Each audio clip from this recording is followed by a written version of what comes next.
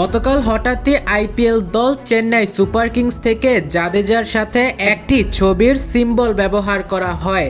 সিম্বলটি দেখে অনেকেই বুঝে গিয়েছেন এটা আর কেউ না, টাইগার অলরাউন্ডার সাকিব আল হাসান। যেই পোস্টে লেখা ছিল who will be Jaddu's twin allrounder, অর্থাৎ জাদ্দুর মতো আর কোন অলরাউন্ডারকে এখানে শো করানো হচ্ছে কিংবা টিম কোন অলরাউন্ডারকে চায় এমনটাই বোঝাতে চেয়েছে চেন্নাই সুপার কিংস থেকে। তবে এখানে যে সিম্বলটা ব্যবহার করা হয়েছে, প্রথম কথা হচ্ছে এটা সাকিব আল হাসান, দ্বিতীয় কথা হচ্ছে এখানে জাদেজার টুইন বলা হয়েছে, অর্থাৎ লেফট আর্ম অর্থোডক্স ও লেফট হ্যান্ডেড ব্যাট। এটা সাকিব আল হাসান আপনি নিশ্চিতভাবেই ভাবতে পারেন। কিন্তু যেহেতু তারা এই পোস্টের মাধ্যমে বোঝাতে চেয়েছে রবীন্দ্র জাদেজার টুইন কোনো অলরাউন্ডারকে দলে ভিড়াতে চলেছে, কিন্তু সে কে হতে পারে এবং সিম্বলে যেহেতু সাকিব আল হাসানের ছবি দেওয়া আছে, এর মানে কি তবে এটাই দাঁড়ায় আগামী আইপিএল মেগা অকশনে চেন্নাই সুপার কিংসের টার্গেট হতে চলেছে সাকিব আল হাসান?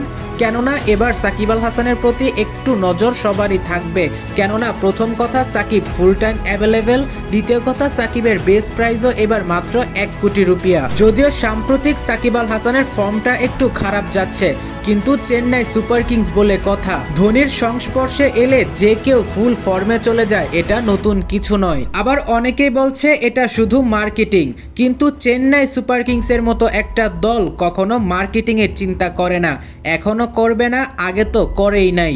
প্রিয় দর্শক, আপনাদের কি মনে হচ্ছে সাকিব আল হাসান কি চেন্নাই সুপার কিংসের দল পাবে? অবশ্যই কমেন্টে জানিয়ে যাবেন।